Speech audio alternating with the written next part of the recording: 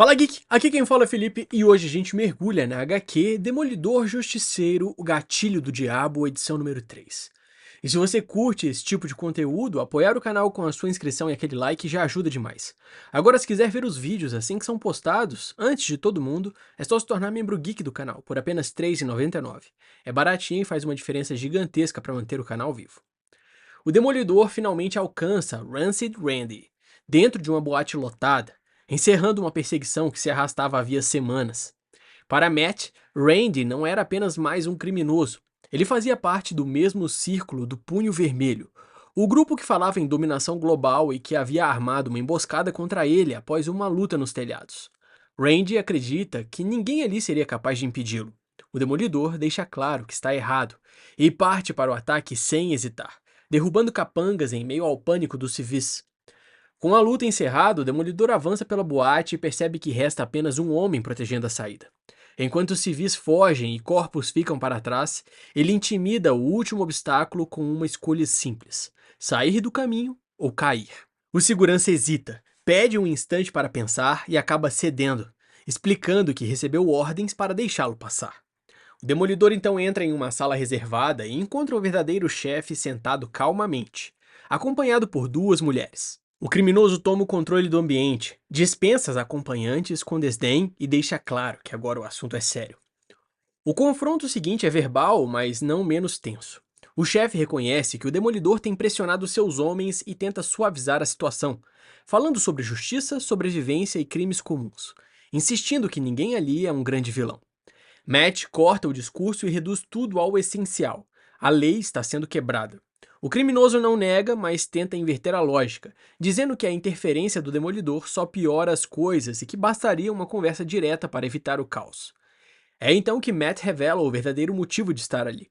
Ele deixa de lado generalidades e aponta nomes específicos, citando Gina Rugal, Patty Quinn e a ligação direta do chefe com a libertação delas. A conversa muda de tom imediatamente. O Demolidor assume o controle ao expor fatos concretos, forçando o criminoso a abandonar justificativas vagas e encarar a acusação real. A tensão explode quando o chefe exige saber de onde veio aquela informação e tenta recuperar o controle, mas é interrompido por gritos e tiros vindos da outra sala. O justiceiro chegou. O segurança tenta barrar a passagem, implora para que não avance e ameaça transformar o lugar em um massacre.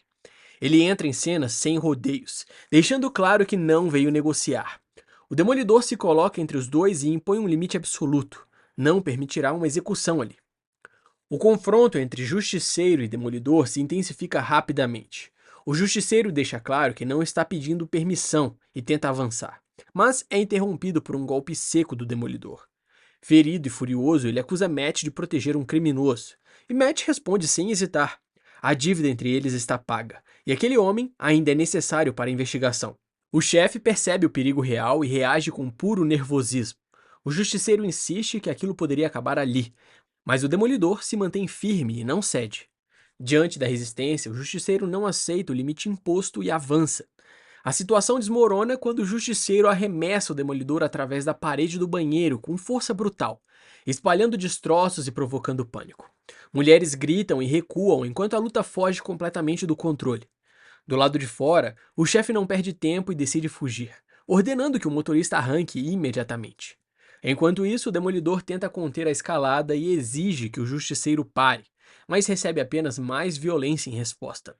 O Justiceiro deixa claro que não pretende recuar. A perseguição segue para a rua quando o Justiceiro corre armado atrás do carro em fuga, avaliando friamente que ainda não terminou.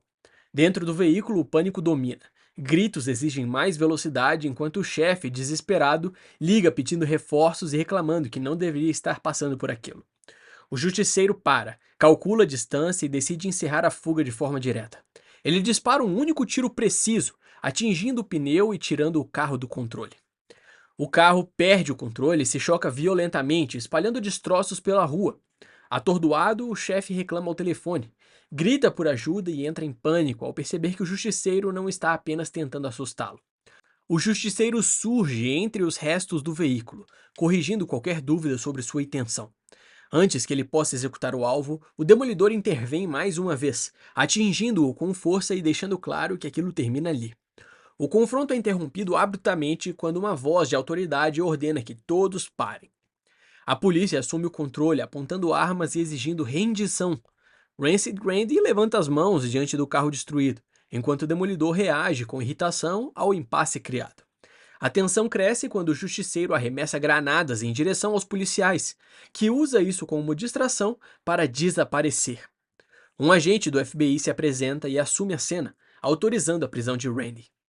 No telhado, o agente Smith revela que a operação de Randy era uma infiltração do FBI e que tudo fazia parte de um plano maior para impedir a reorganização da família Gnucci. Ele reconhece o papel do Demolidor, mas deixa claro que os riscos foram calculados. Matt reage apontando as consequências diretas daquela estratégia, lembrando que, sem sua intervenção, o Justiceiro teria matado um agente federal. Smith admite o perigo, mas explica que precisava de alguém como Matt para forçar o desfecho. Matt deixa claro que não controla o Justiceiro e reforça a diferença fundamental entre eles. A conversa é interrompida quando um agente informa que o rastro do Justiceiro foi perdido. Smith reage tentando reorganizar as buscas, mas Matt deixa claro que a sorte não está do lado deles. O agente então propõe que Matt fale com o Justiceiro e o faça recuar. Matt responde impondo suas próprias condições e começa a desmontar a operação com perguntas diretas, citando nomes e decisões suspeitas do FBI. Smith se defende, nega envolvimento direto e admite que há lacunas na investigação. A cena muda então para o apartamento de Gina, que encerra uma ligação deixando claro que está alinhada a um plano maior. No interior, a situação é caótica, com discussões triviais sendo interrompidas por uma revelação grave. Gina informa friamente que Randy era um agente federal infiltrado. O choque é imediato quando o dinheiro recém-recebido passa a ser visto como uma armadilha, possivelmente marcado. O que parecia ser lucro se transforma em ameaça. Gina reage ao choque com frieza. A paranoia passa a ser regra e ela explica que o negócio continua, mas agora com ajustes urgentes. O problema maior é que o Demolidor e o Justiceiro estão no radar. A solução proposta é clara: contratar gente capaz de lidar com ambos. O parceiro sugere 2 assassinos instáveis, mas extremamente eficientes, dispostos a qualquer coisa se forem libertados. Gina aceita sem hesitar. Agora em Chinatown, Matt encontra Misty Knight, que comenta sem rodeios o estado deplorável dele. A conversa revela intimidade, humor e confiança, até que Matt expõe o verdadeiro motivo do encontro. Ele relembra a prisão de Peter Lee e estranha sua libertação precoce por bom comportamento. Apesar do histórico sólido, algo não fecha. Quando pede ajuda, ela admite que seus contatos não trouxeram resposta. A investigação avança, mas atinge um limite temporário. Matt aprofunda o pedido, explicando que o padrão se repete com Gina e Pat. A aliada reconhece o perigo e começa a conectar os pontos. Ela explica que o local oferece proteção porque pessoas ligadas ao caso estão sendo ameaçadas. O aviso é direto: Matt precisa ser discreto. É então que Matt percebe indivíduos chegando com o coração acelerado, e já sabe que Misty então está aprontando algo. Quando a situação se torna iminente, ela se levanta para agir. A tensão explode quando homens armados tomam um restaurante. Matt percebe que eles estão calmos demais. A ameaça é clara e profissional.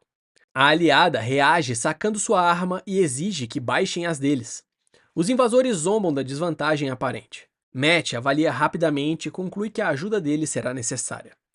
Matt intervém lançando seu bastão com precisão, quebrando um aquário enorme atrás deles e assim atrapalhando o equilíbrio e mira do grupo. Os invasores respondem com uma rajada violenta de tiros. Misty rola para fora da linha de fogo e devolve os disparos com frieza. Um dos homens é atingido.